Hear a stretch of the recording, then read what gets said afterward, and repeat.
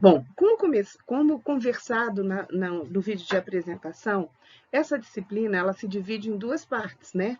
Ela fala dos fundamentos sociológicos e filosóficos da educação. Então, no primeiro momento, nas 4 primeiras aulas, nós tratamos sobre os fundamentos da sociologia. E aqui, a partir da aula 6, vamos tratar sobre os fundamentos da filosofia, né? Então, a aplicabilidade da filosofia na educação, para que a importância dessa abordagem para a gente entender, né, como se processa o processo educativo, como acontece o processo educativo. Então, aqui a gente vai falar, nesse momento, na aula 6, sobre as origens da filosofia, sobre o que é a filosofia e o objeto de estudo e como esse estudo como esse estudo acontece, né? A metodologia da abordagem filosófica. Então, as bases do pensamento filosófico, elas acontecem a partir de vamos dizer assim, dois atos, né? Duas atividades. A atividade de clarificar e a atividade de justificar. Elas são as bases do pensamento filosófico. Então, se a gente pensar, vamos pensar no nosso cotidiano. Se em algum momento da sua vida você já parou para pensar sobre o sentido de alguma coisa, sobre o sentido de qualquer afirmação ou de qualquer negação, então você já possui uma intenção filosófica, porque a questão da filosofia está muito ligada à questão do pensamento, né? Então, no cotidiano, a gente pode pensar assim: que horas são, né? Isso é do cotidiano. A intenção filosófica relacionada a essa pergunta, ela pode estar envolvida nesses questionamentos. O que é o tempo? Como pode ser relativo? Relativo a quê? Posso viver em outro contexto de tempo? Né? Já é uma abordagem filosófica. Do cotidiano, a gente diz, a morte, ela dá sentido à vida. Aí, se eu for para uma intenção filosófica, eu já vou pensar assim sobre a morte. Por quê? Como assim? O que é vida e o que é morte? Ela implica morrer ou é uma vida sem viver? Em relação a amor, ódio, emoção e saudade, a gente pode, no cotidiano, falar sobre isso, e a gente fala isso o tempo todo, né? A intenção filosófica relacionada a palavra amor, a ódio, a emoção e a saudade seria isso. Como que as pessoas sentem? As pessoas sentem amor e demonstram amor do mesmo jeito, né? O ódio, todo mundo sente ódio, né? A emoção, como é que as pessoas expressam o que é essa emoção? E a questão da saudade. Então, como é que as pessoas sentem esses sentimentos? O que faz com que entendam a intensidade da sua vida ou até da sua própria existência? Bom, em relação a clarificar, né, vamos entender melhor o que é isso. Clarificar significa explicar, gente, clarear, vamos pensar assim. Significa explicar e expressar em detalhes uma alegação, que pode ser verdadeira ou pode ser falsa, de sentido real ou de sentido metafórico, e a gente vai ver o que é esse sentido metafórico. Tem como premissa explicar os termos da alegação sem julgar a sua razão, dependendo do contexto em que ele se apresenta. E justificar significa compreender quão verdadeiros são os argumentos, quer dizer, a premissa, né, o argumento que dá razão àquilo. Então, são os argumentos de uma alegação, a fim de, assim, se obterem as razões para crer ou não em seu sentido, conseguindo chegar a uma conclusão. Aí a gente tem uma diferença aqui, vocês já viram como fala? Isso é metafórico, né? A gente tem uma comparação aqui entre essa alegação que é literal, no sentido literal da palavra, né? Igual quando eu falo assim, vou dar um exemplo. Eu falo, fulano é ignorante, mas a alegação literal de ignorante é no sentido de ignorar, não saber alguma coisa. Mas a gente sempre usa no sentido pejorativo, né? Com outro sentido.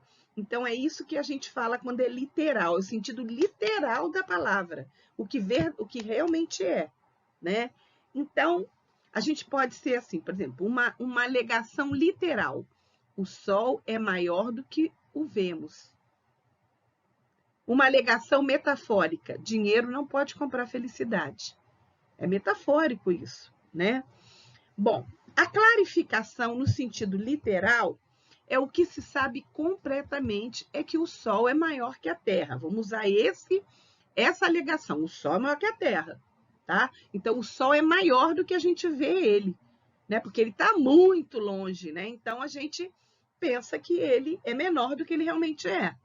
Então, ele parece menor pela distância que as pessoas estão dele, né? Por quê? Porque elas estão dentro da Terra. Contudo, ele é maior do que parece, ou seja, se sabe do espaço, não seria possível ter a mesma percepção. Então, se eu estiver no espaço, eu vou estar mais perto dele, e aí eu não vou ter a mesma percepção. Isso é literal, tá? A justificação para o Sol é maior do que o Vênus. A distância e o referencial dentro do planeta impedem que as pessoas tenham uma noção real do tamanho da Terra. Essa é a justificativa, né? Logo, elas têm a impressão de que o Sol é menor, apesar de saberem racionalmente que isso não é verdade. E a conclusão? No sentido literal de o Sol é maior do que a Terra é o quê? A alegação é verdadeira se estiver sendo feita por um observador da Terra, tá?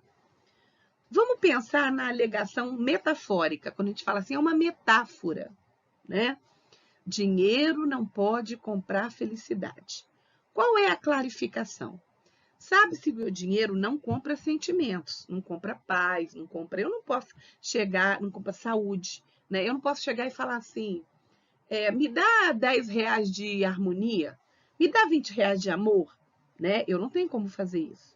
Então, a alegação tem a ver com a ideia de trocar sua jornada profissional, emocional ou moral por dinheiro e, com isso, sofrer algum tipo de estagnação, porque dinheiro não compra felicidade, né? A justificação, quer dizer, qual seria a justificativa para isso? Trata-se de buscar o próprio caminho e descobrir a sua felicidade, seu bem-estar consigo mesmo, e não encurtar sua jornada em troca de dinheiro. É isso que ele quer dizer, tá? Só que ele tá usando uma metáfora. Dinheiro não compra felicidade, não pode comprar. A conclusão, a alegação é verdadeira, não pode comprar, porque ter dinheiro não implica em ter qualidade de vida, bem-estar, paz e outros fatores reconhecidos como provedores de felicidade. Então, gente, o dinheiro ele pode contribuir e ajudar, mas ele não vamos dizer assim, vamos dizer que todo mundo que tem dinheiro é feliz, tem qualidade de vida, bem-estar e paz. É isso que ele está colocando aqui. Aqui a gente traz a discussão da importância da filosofia no mundo contemporâneo, né? Porque toda vez que a gente pensa em filosofia, a gente pensa na Grécia Antiga, a gente pensa nessa origem, que a gente vai ver um pouquinho mais na frente. E a gente tem que pensar o que traz, o que é importante da filosofia no mundo contemporâneo, no que a gente vive hoje, né? A filosofia nesses novos tempos, ela é fundamental para a gente compreender, especialmente as mudanças que ocorreram nos 2 últimos séculos, afetados intimamente pelas mudanças sociais, pela política, pela educação e pelas tecnologias, tá? Foram afetadas questões relacionadas à identidade de cada um, à educação, à organização social. Então, a filosofia nos ajuda a entender isso.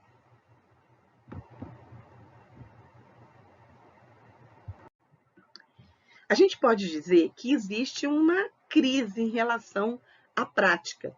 É preciso reconhecer que a filosofia ela também tem vivido como nunca uma revitalização, né? Você tem novos filósofos, você tem novas ideias, você tem novas formas de pensar. E com relação a essa revitalização, você pode considerar os aspectos que a gente fala a seguir. Primeiro, diversos educadores filosóficos têm conseguido, por meio de experimentação de práticas multidisciplinares, envolvendo muitas disciplinas, reavivar essa crítica filosófica dos seus alunos. E segundo, que alguns filósofos utilizadores de instrumentos de comunicação de massa têm apostado nas redes sociais como plataforma de divulgação de conceitos filosóficos e do questionamento de seus significados através do tempo. Desde a época dos primeiros filósofos até o dia de hoje. Esses filósofos utilizam uma linguagem mais simplificada, contestadora, que tem como romper barreiras espaciais e mentais, mostrando o sentido do pensamento filosófico e a importância da autonomia de pensamento. Gente, o que eles querem dizer com isso?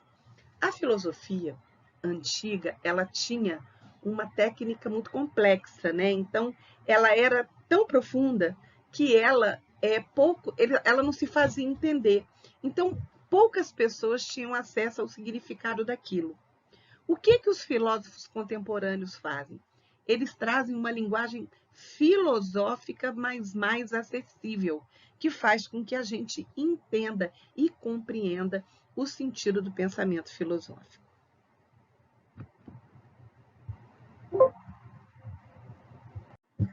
Então, resumidamente, a gente pode considerar que a filosofia é uma ciência, né? Primeiro isso, capaz de fazer as pessoas discutirem o que entendem do mundo, do seu cotidiano, do seu lugar histórico e social, bem como de fazer refletir sobre o que acredita fazer parte da sua subjetividade. E aqui a gente traz 3 filósofos contemporâneos, que se você entrar lá na rede social que vocês utilizam, que os nossos filhos utilizam, eles estão lá se colocando o tempo todo. O primeiro é o Mário Sérgio Cortella, o segundo aqui pela foto, é o Leandro Carnal, e o terceiro é o Clóvis de Barros Filhos, tá? E eles, em reportagem a Isto É, a revista Isto É, que inclusive a reportagem era intitulada Eles Fazem a Cabeça dos Jovens. Eles deixam aqui alguns pensamentos importantes no sentido filosófico.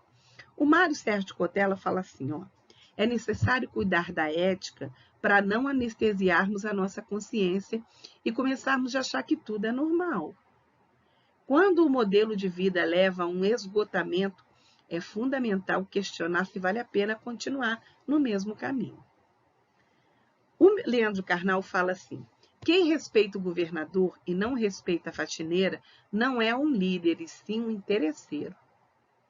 Estamos gritando desesperadamente para sermos observados, nos sentirmos muito solitários. Não há cura sem febre. E, por fim, o Clóvis de Barros Filho. A vida é uma sequência de encontros inéditos, uma sequência inédita, né, de encontros com o mundo. E, portanto, ela não se deixa traduzir em fórmula de nenhuma espécie. Você sabe que encontrou a felicidade quando vive um momento que não quer que acabe.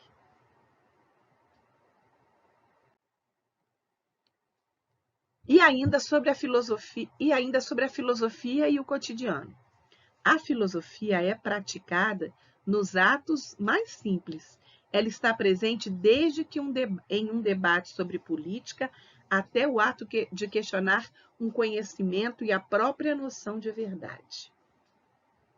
E, por fim, a gente tem aqui uma tirinha da Mafalda, né, que é um personagem argentino.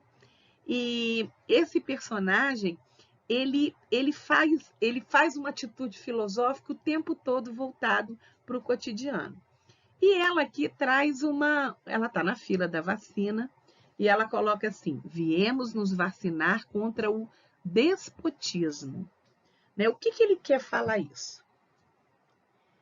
A alegação da personagem Mafalda possui as seguintes informações em ordem de compreensão cognitiva.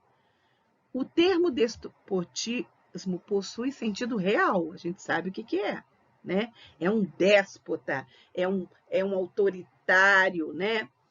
O termo vacina assume um sentido metafórico, porque não existe vacina para isso, né? Que tem a ver com um momento histórico específico, marcado pelo fim da União Soviética e pelo apartheid racial na África do Sul. O sentido da frase é construído quando o leitor compreende o seu tom irônico, já que não existe vacina para um ato comportamental humano, né?